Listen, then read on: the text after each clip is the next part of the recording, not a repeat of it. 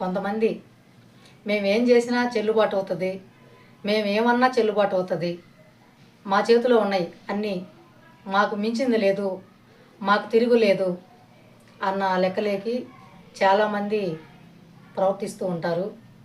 ఒకవేళ మనం అన్నటి జరగచ్చు, మనకు ఏం చేసినా ఏమన్నా జరిగిపోవచ్చేమో, కానీ మనం అందరం ఉన్నది కాలం చేతిలో. దిక్కులేని వారికి దేవుడు దిక్కు అని పెద్దలు చెప్పారు కదా. ఇప్పుడు ఎవరికి దిక్కు? దిక్కుండే వాళ్ళకా దేవుడు? దిక్కులేని వారికా?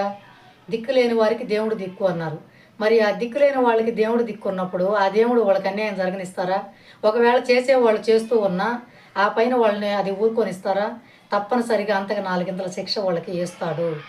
ఆ బాధ నాలుగింతలు అనుభవించేటువంటి పరిస్థితులు ముందుంటాయి. అందుకని ఎట్టి పరిస్థితుల్లో వాళ్ళదేంది లేనని ఎదుటి వాళ్ళని అలుసుగా తీసుకొని ఇబ్బందులకి గురి చేసి మనస్తాపానికి గురి చేస్తే ఖచ్చితంగా